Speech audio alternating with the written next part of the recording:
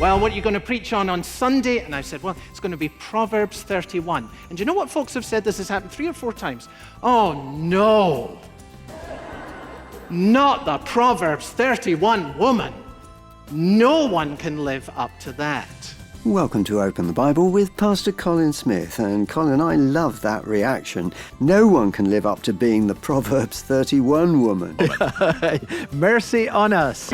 So, for those who may have that initial reaction listening today, how can you encourage them to stay here? Well, let's take a fresh look, a gospel-centered look, a Christ-centered look at Proverbs chapter 31. You see, if you come to the Bible looking at it as a list of demands, it will always seem overwhelming, not just in this chapter, just about every chapter. You're going to say, I can't do that. But coming to it with a perspective of God's grace gives an entirely different picture.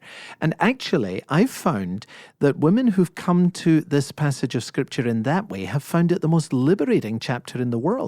Start looking at it not as a list of demands, but as a staking out of the scope of ministry and life that God opens to the godly woman.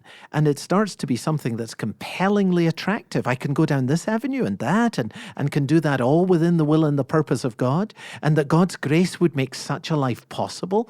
This is marvelous, and I hope that some of the excitement, the encouragement of what God lays before the godly woman will be really helpful today as we've looked at what God lays before godly men. And in addition to that, we have a great surprise at the end of the broadcast, so I hope you'll stay with us. For now, join us in Proverbs 31 as we continue the message, A Woman of Godly Character. Here is Colin. The godly woman is absolutely clear about the purpose of all her activity. She has an effective filter by which to decide what she should do and what she should not do, and indeed to know why it is that she's doing what she does. Her life falls within the boundaries of 2 life commitments: to fear the Lord and to bring good to her husband. And there is nothing in all that she does that falls outside of that. Now, this phrase, to bring him good all the days of her life, is a beautiful phrase. It's a wonderful phrase. It's probably as clear a description as you will find anywhere in the Bible of what is meant by this word submission. Now, see, think about it. Without submission, without the ability to place what I do under something larger, without that principle being at work, a family becomes a group of independent people living at the same address off the same checkbook. That's all it is. Without submission, a church becomes a group of independent ministries operating at the same location and off the same budget. Submission means that I take all that I could do and the things that I might like to do, and I place them and I evaluate them and I decide them under a higher mission to which I have already committed myself. And the mission to which this woman has committed herself, that is the grid by which she is able to make decisions about her life, is that she fears the Lord and that she will bring good to her husband. Now, the godly woman has a very simple definition then of success. It's fearing the Lord, and it's bringing good to her husband.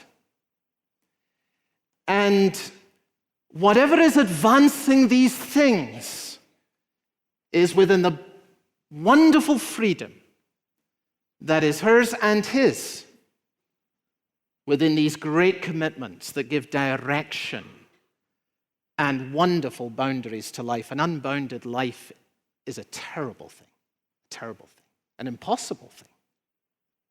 Now, notice before we move on from this, and I think this is very important, that the commitment is to the good of her husband rather than the good of her children.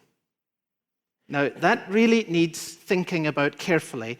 Of course, she does good to her children, but the commitment is to bring good to her husband all the days of her life. God created Eve as the partner for Adam, not for the children, not for Cain and Abel, but as the partner and as the helper for Adam. And that is very significant for strong and for healthy families.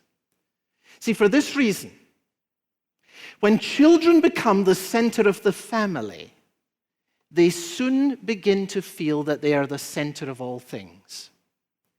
And if your children grow up with this feeling that they really are the center of all things, they will soon imagine that God exists for them just as you do, and that will make them idolaters. Now, it is Satan's work. Think about this. It is Satan's work to make your children think that they can take the place of God.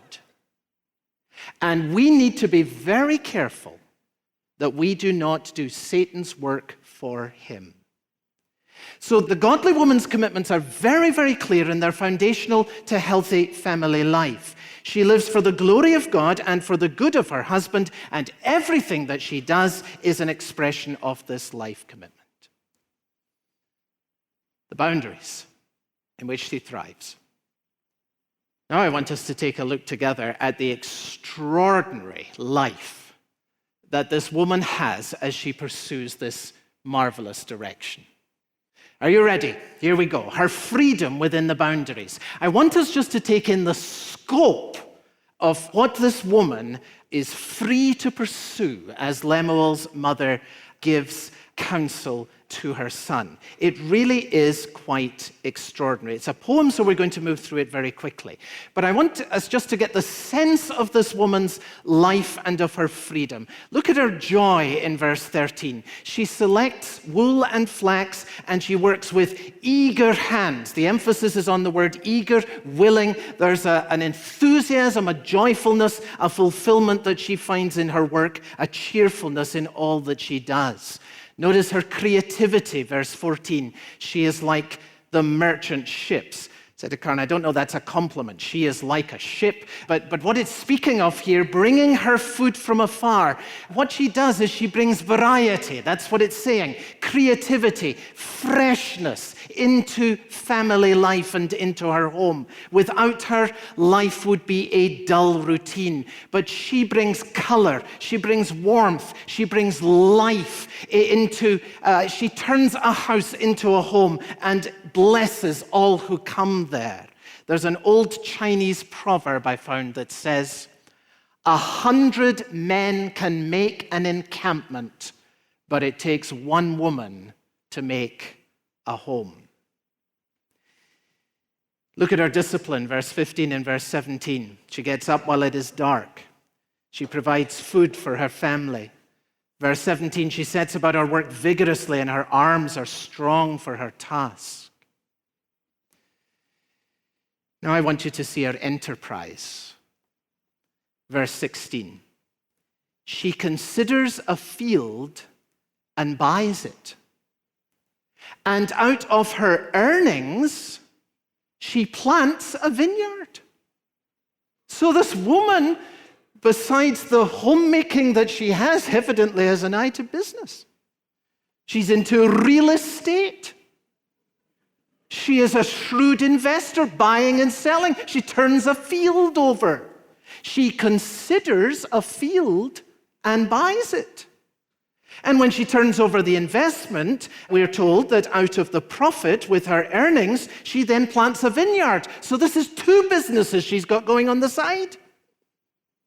Real estate and a soft fruit farm. Now some other people are feeling uncomfortable, I know.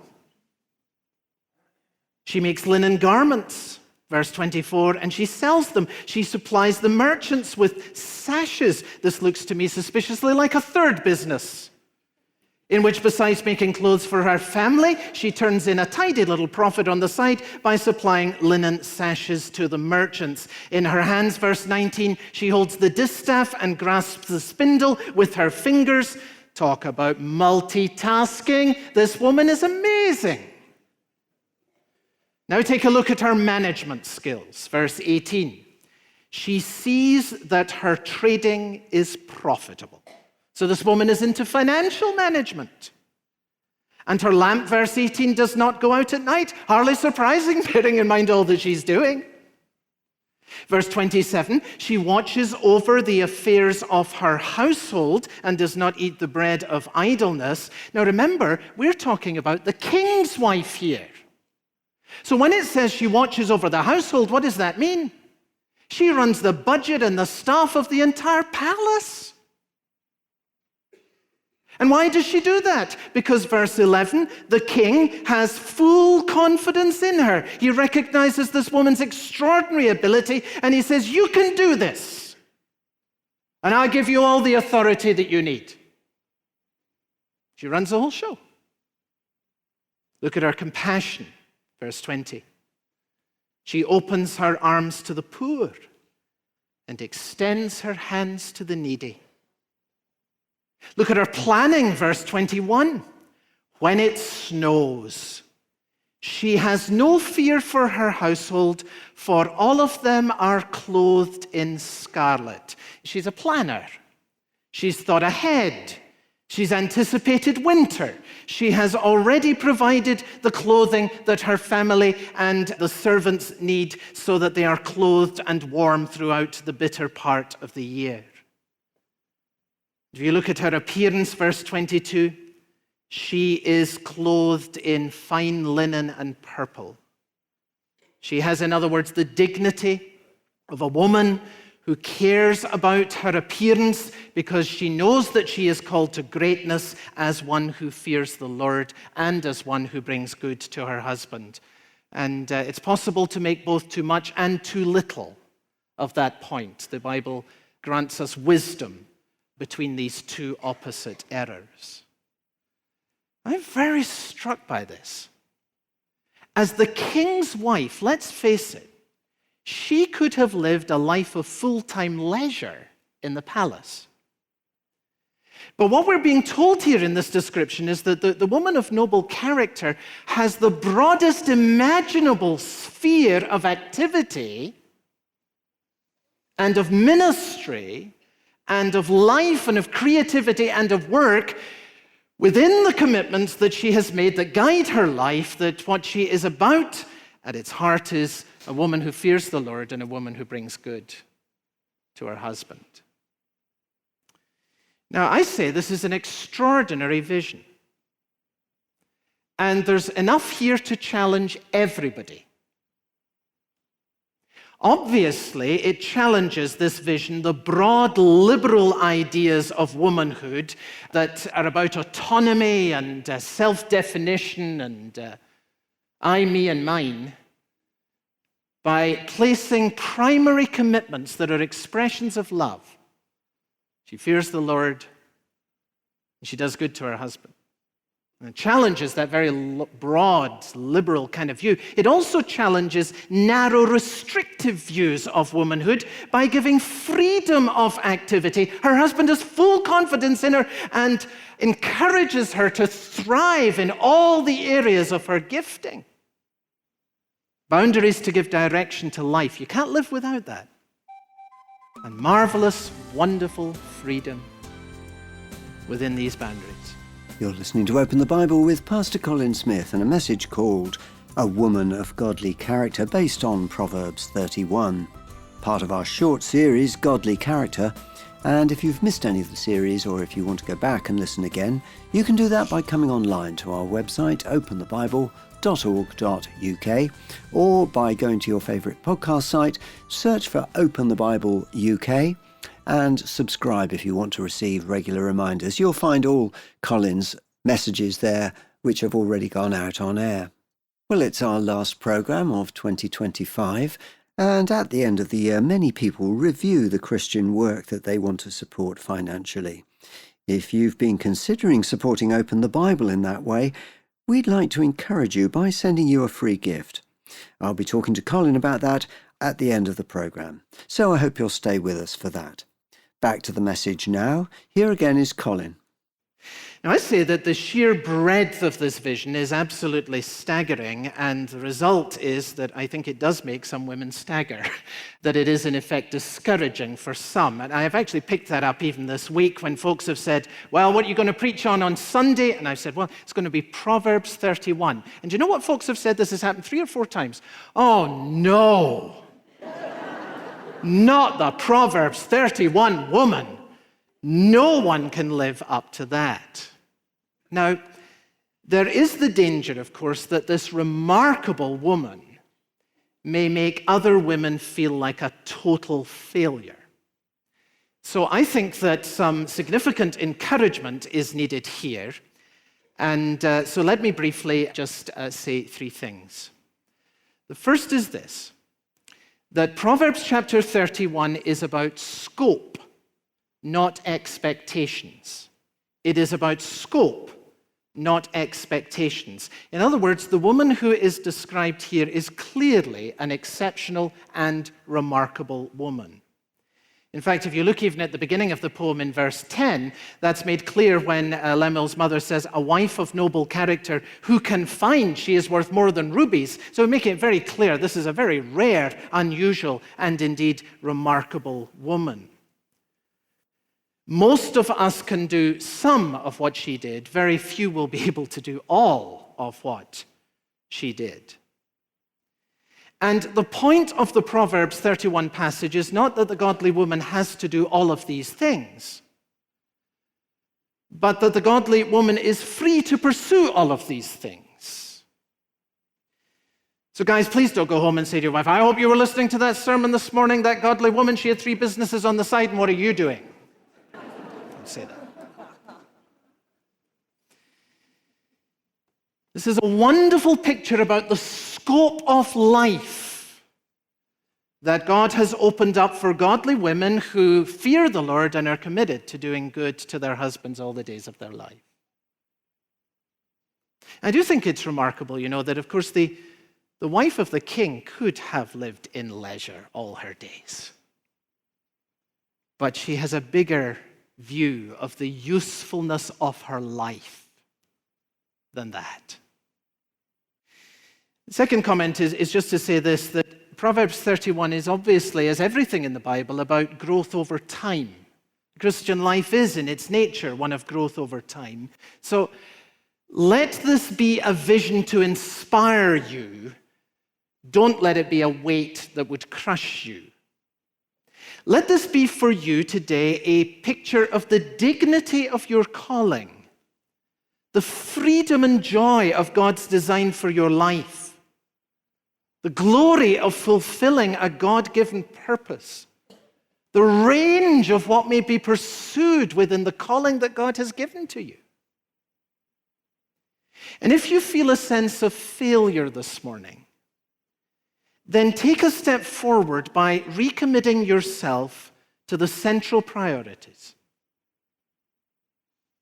To fear the Lord, and if you're married, to bring good to your husband. That will guide you in what it is that you should now pursue. Then the last thing that I want to say this morning before we come to prayer is that Proverbs 31 is a remarkable picture of what God's grace can do in a woman's life. Now, I said that we would come back to the identity of Lemuel's mother. And I quote here from Dr. Louis Goldberg, who is the professor of theology, or was the professor of theology and Hebrew at the Moody Bible Institute. It is always a safe principle, if in doubt, quote a higher authority. So that's what I'm doing here. Now, in his book, The Practical Wisdom of Proverbs, Goldberg has a section on the identity of Lemuel, in which he points out that this could be the name of a king who would otherwise be unknown. We have no other identification for Lemuel. Or, he says, it could well be a description. And his reason for saying that is that Lemuel means dedicated to God. And Goldberg thinks, and makes the case, I think, well, that Solomon is the most likely candidate. He points out that as a child, Solomon was dedicated to God. He was given the name Jedidiah in this dedication, meaning loved by God. And he says, and I quote, therefore, Lemuel could very well be a reference to Solomon. When I read that, I said to Karen, now I know why Solomon had 700 wives. His mother set such a high expectation, it took 700 women to fulfill it. But seriously, think about this. I think Goldberg is right for this reason, that there were a limited number of people who were given the great privilege of writing scripture under the direct inspiration of the Spirit of God, and clearly Solomon was one of them. It just makes sense to me for that reason. But if Lemuel is indeed Solomon, then what we have is something I think absolutely fascinating right here. Because these are the words of Lemuel's mother. Who was the mother of Solomon? Bathsheba. The woman who in her younger years turned the head of the king and caused him to stumble. If that is the case, as I believe it to be, then what we have here is an extraordinary work of grace in a woman's life over time. Early in her life, Bathsheba blew it big time. I mean, what was she doing bathing out there on the roof in full view of the king's palace? But God's grace has been at work in her life over the years. And think of it. The woman who once was a stumbling block to the king became in God's redeeming grace the model of godly wisdom for her son. And if God's grace can make Bathsheba the woman of noble character, then think of what God's grace can do for you. You've been listening to Open the Bible with Pastor Colin Smith and a message called A Woman of Godly Character, based on Proverbs 31. It was part of our short series, Godly Character, and if you've missed any of the series, it's easy to catch up or go back and listen again by coming online to our website, openthebible.org.uk, or find us as a podcast on all the main podcast sites, search for Open the Bible UK, or follow the link from our website. Open the Bible is able to stay on this station and the internet and available as a podcast because of the generous financial support of our listeners. That's people like you. And if you already give to support the work, thank you so much. If supporting Open the Bible is something you'd like to start doing, this month we're delighted to offer a free gift. When you set up a new direct debit to the work of Open the Bible in the amount of £5 per month or more, or a one-off gift of £50 or more, we'd love to say thank you by sending you a free copy of Pastor Colin's new book, Hike Through the Bible. Colin, where did the idea for this book come from? Well, that goes back a long way, actually 30 years, to a conference I attended in the UK, and at lunchtime I just happened to sit next to a man who had given his life to serving as a pioneer missionary to an unreached tribal group in northern Thailand. His story was absolutely fascinating. He told me how he had met the tribal chief, how he'd built his own home, having been invited to live among these people, learned their language. I mean, I'm listening to his story. It was amazing. And then I asked him over lunch, Tony, I said, where in the world would you begin in explaining the gospel to people who don't even know who God is? And he said, we tell them the Bible story. And that really started me on a journey that's gone over many, many years, because God has introduced his son to us through an unfolding story that begins in Genesis and it ends in Revelation. And actually, if we follow the contours of the Bible story, we have the best possible introduction to understanding who Jesus is, why we need him, what he's able to accomplish, what he's done for us. And so Hike Through the Bible is very simply an introduction to the whole of the Bible story. It shows how it's all pointing towards the Lord Jesus Christ. And I hope that it's going to be helpful and encouraging for many, many people. Well, we'd love to send you Colin's new book when you set up a new direct debit of £5 per month or more, or a one-off gift of £50 or more this month. Full terms and conditions online at our website, openthebible.org.uk, and you can give online. Don't forget to leave your name and address so we can send you your gift. For Open the Bible and Pastor Colin Smith, I'm David Pick, and I look forward to being with you again next time.